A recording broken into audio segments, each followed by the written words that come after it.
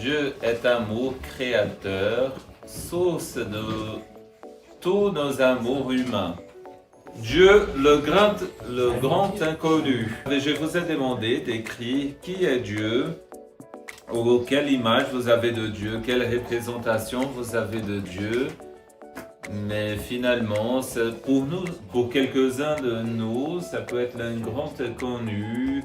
Je ne sais pas quelle image nous pouvons avoir de Dieu. Tout à l'heure, on entendait un vieux barbu qui reste dans son coin.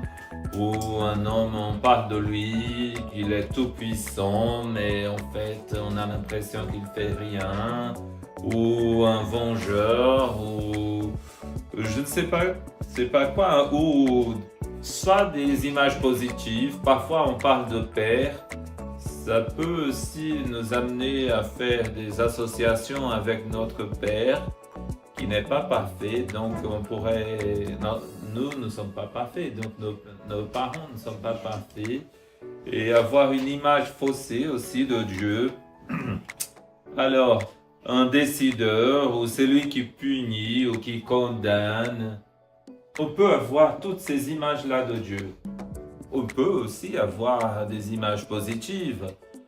Un protecteur, la source du bien, un bon père, celui qui nous accompagne. Alors plusieurs de vous, alors vous êtes tous ici pour demander le baptême de vos enfants, donc pour que ce Dieu puisse protéger vos enfants. C'est des questions qu'on peut se poser.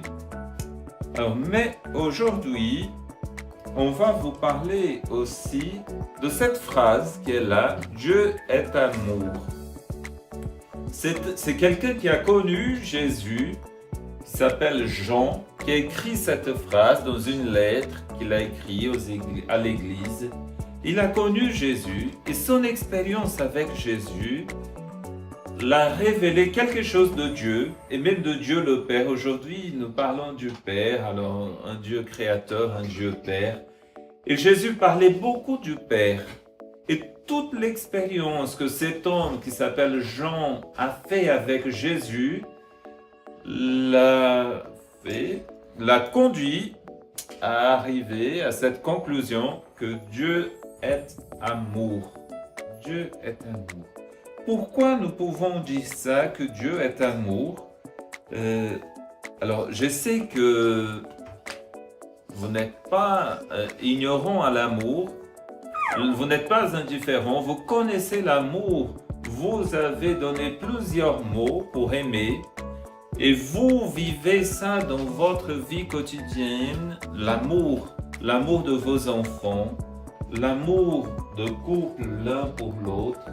Alors, il y a plusieurs mots qui sont sortis, don de soi, partage, prendre soin. Tout ça, c'est des mots qui aussi, alors, qui définit le verbe aimer et aussi le substantif amour. Voilà, Dieu est amour. Alors, Dieu est tout puissant. Je parlais tout à l'heure, je vous demandais si, je disais, on peut avoir l'impression d'un Dieu tout puissant, mais en même temps, on peut avoir du mal avec ça, avec cette expression Dieu tout puissant. Un jour, j'étais au lycée et un prof me dit, mais est-ce que Dieu peut créer quelque chose par rapport à cette chose, il serait impuissant? Est-ce que vous avez compris ma question? Créer une chose, et cette chose, par rapport à cette chose, il serait impuissant. C'est bon, la question? Puisque Dieu est tout puissant. Et alors, c'est de la logique, ça, mais j'ai essayé quand même de répondre. À cette époque, j'ai dit oui. Il m'a dit à ce moment-là, il serait plus tout puissant parce qu'il aurait créé quelque chose qui le rendrait impuissant. Et j'ai répondu, alors l'Esprit Saint m'a aidé ce jour-là, j'ai dit, il non seulement peut créer cette chose comme il l'a fait, et cette chose s'appelle liberté. Alors il l'a fait pour nous rendre semblables à lui. Il nous a créés à son image, à sa ressemblance. Nous sommes libres et nous pouvons aimer.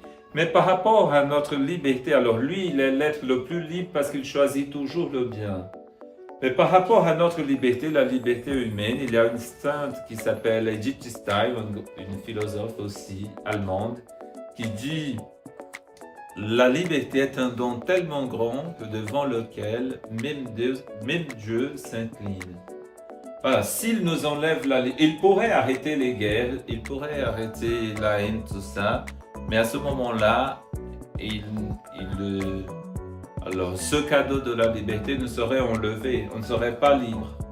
Il nous laisse libres d'aimer, libres de l'aimer et libres de nous aimer les uns les autres, il nous appelle. Donc Dieu il est tout puissant, mais tout puissant, un amour qui est tout puissant, qui met tout en place pour nous sauver, un amour qui est don de soi. Alors j'ai vu plusieurs de vous, vous avez mis don, amour, don de soi. L'amour de Dieu, la grande définition de l'amour de Dieu, de l'amour tout court, c'est le don de soi, c'est ses parents. Alors j'ai entendu quand vous parliez tout à l'heure, une table qui disait que notre rêve c'est nous avons tous envie de faire une nuit de 8 heures. Voilà, je pense que plusieurs s'identifient avec ça. Mais ça, c'est le don, ça c'est l'amour. Vous ne faites pas une nuit de 8 heures parce que vous aimez. Parce que vous venez à la rencontre de vos enfants, de votre enfant, pour le soutenir. Et là, c'est une preuve d'amour. Vous vous donnez, vous ne calculez même pas. Alors c'est dur, parfois on peut râler, mais vous faites quand même parce que vous aimez. Et ça, c'est l'amour, c'est le don de soi. Et c'est cet amour tout-puissant de Dieu. Alors, la prochaine séance, vous allez entendre cette expression d'amour dans la personne du Christ qui a révélé tout cet amour de Dieu tout-puissant. Nous croyons en un seul Dieu. Nos amis musulmans aussi, nos frères musulmans, nos frères juifs aussi, ils croient en un seul Dieu.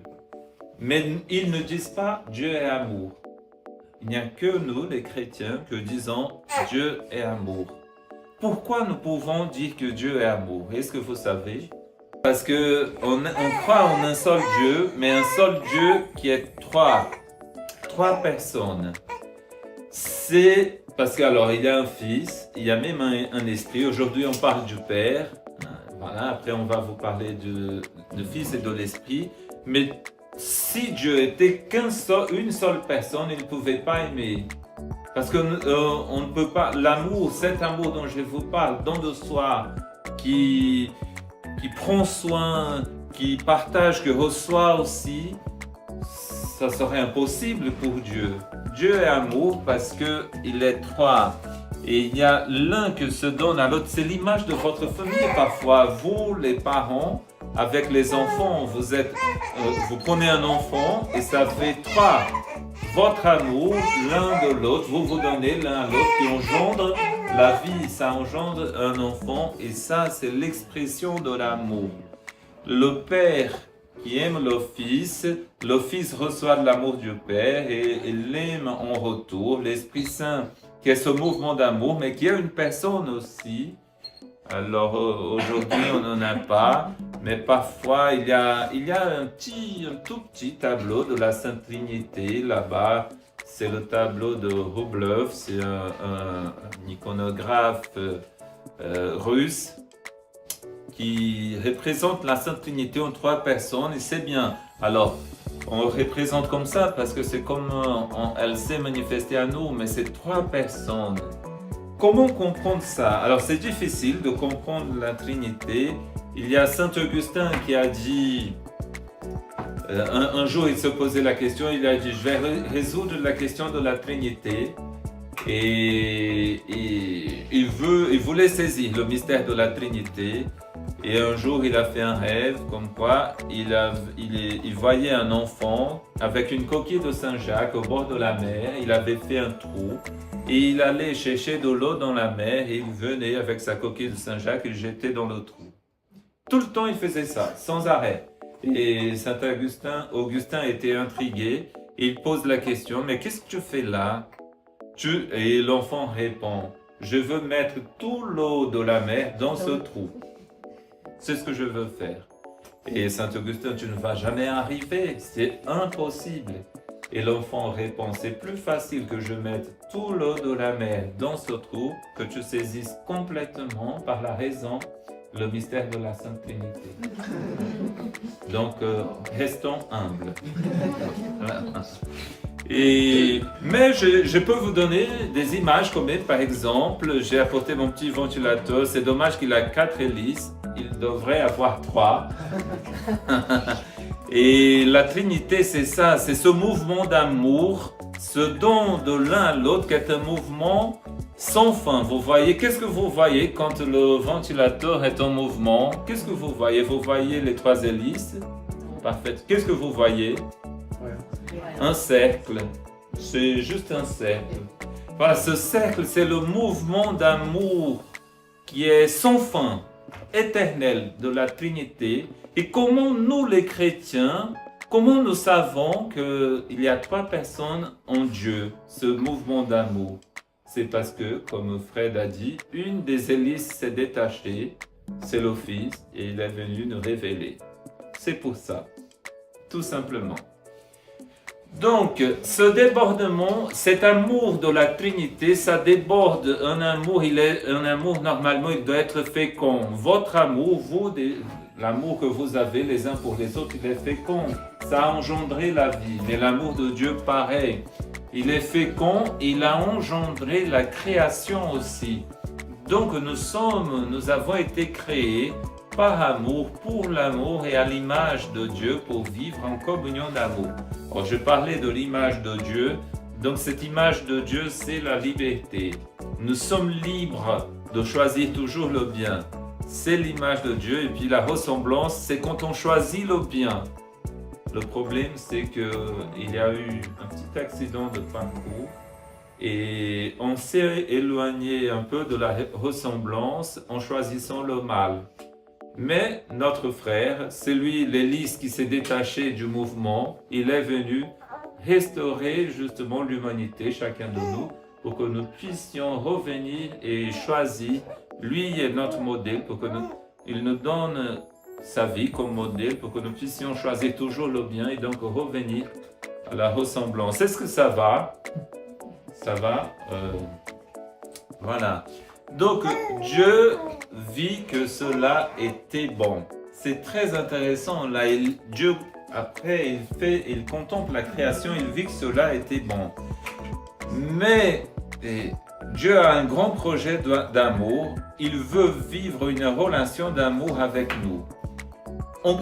Alors, le récit de la Genèse, qui est un récit plus théologique, nous raconte une histoire qui est très intéressante de la création. Alors, il y a même 2 histoires différentes de la création, mais qui se rejoignent. Et une d'elles, il va raconter l'histoire de la création de l'homme, et puis après, de la femme. L'homme était seul, et c'était pas bien. Dieu a vu qu'il fallait une aide qui soit qui puisse aider l'homme. Seul, il ne pouvait pas aimer. Et c'est pour ça qu'il a créé la femme. C'est un récit théologique.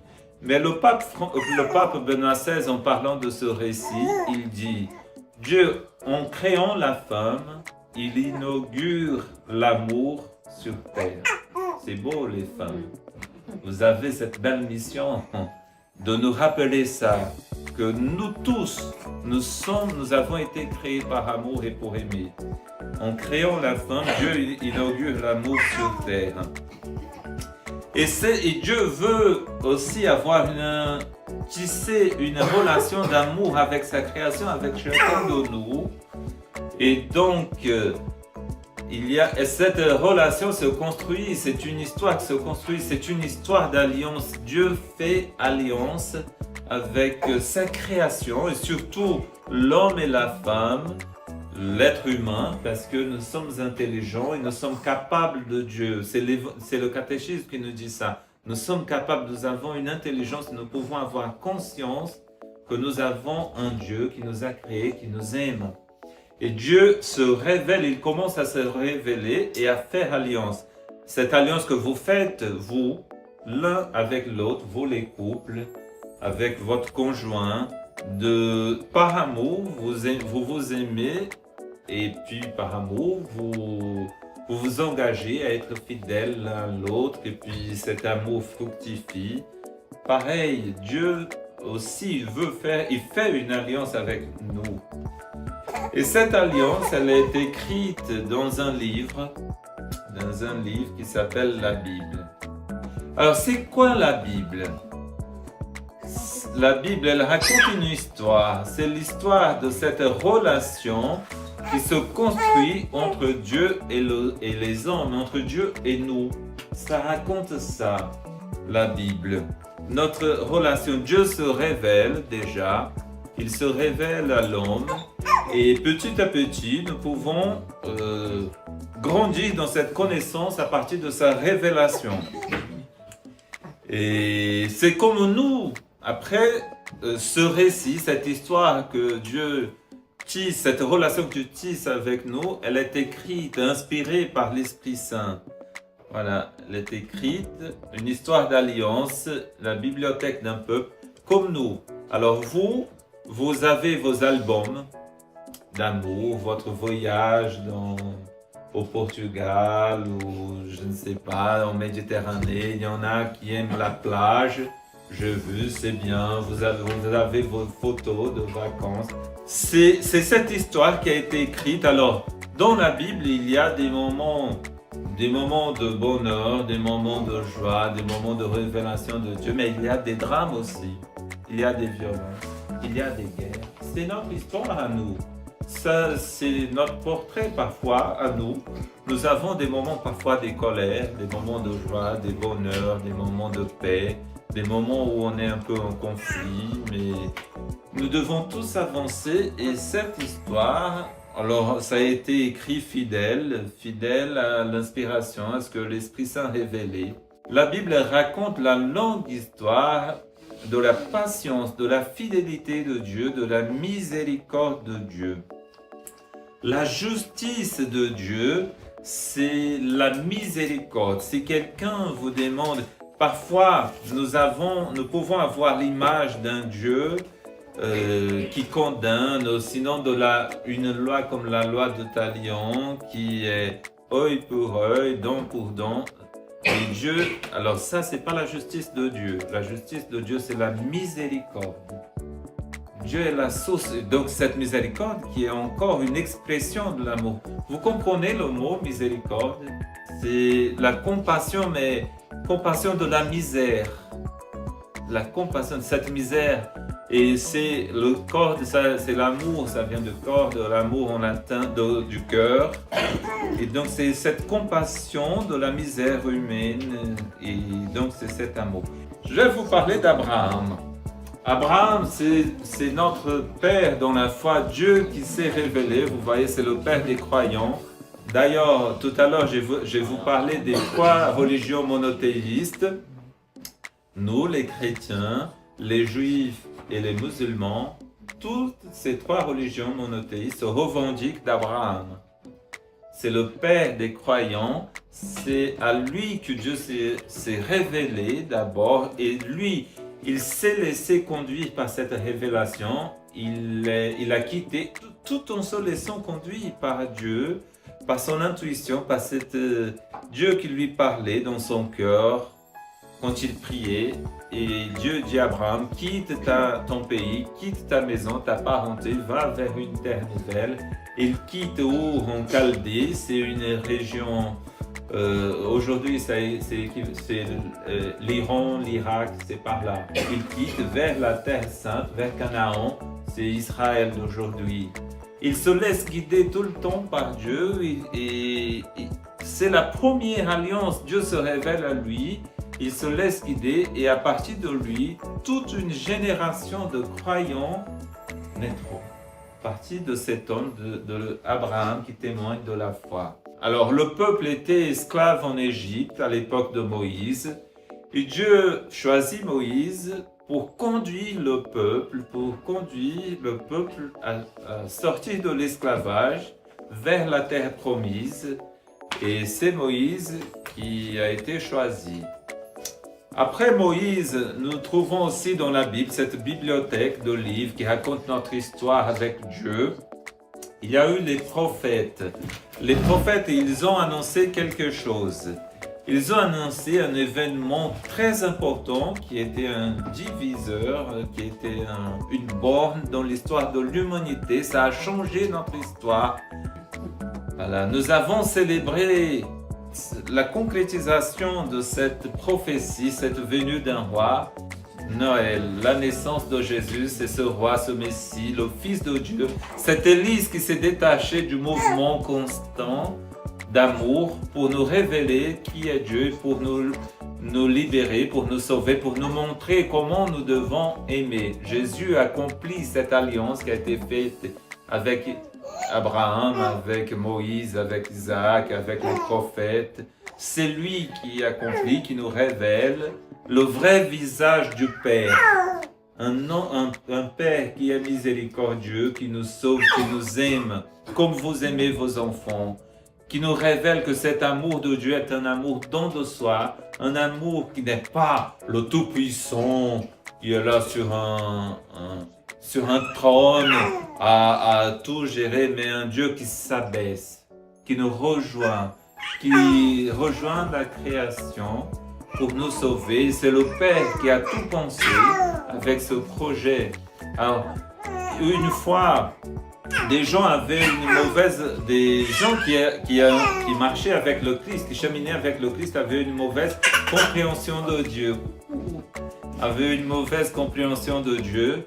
Et ils pensaient que Dieu Tout-Puissant, c'était pouvoir faire tout ce qui... Alors, donc ils arrivent dans une ville et ils sont mal reçus dans cette ville. Jésus est mal reçu en Samarie. Et un des gens qui pensaient croire en Dieu, d'ailleurs, c'était celui qui a écrit après « Dieu est amour ». Il dit « Mais Seigneur, ils t'ont quand même maltraité dans cette ville. Demande que le feu du ciel tombe sur cette ville pour la détruire. » Bien sûr, Jésus n'a pas fait ça.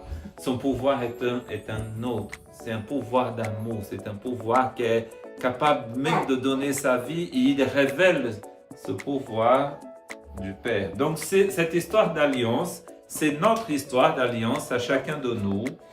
Et Dieu, voilà, il fait alliance avec nous. Notre histoire est dans la Bible, mais aussi dans ce que nous vivons avec Dieu. Et cette histoire, cette alliance, elle s'accomplit aussi par les sacrements, en route vers les sacrements. En confiant vos enfants, demandant le sacrement du baptême à vos enfants, vous vous engagez dans cette histoire d'amour et vous confiez vos enfants à cette alliance d'amour. Vous assumez pour eux, puisqu'ils sont petits, pour eux, vous assumez qu'ils sont des enfants bien-aimés de Dieu, créés par amour et pour aimer. Merci.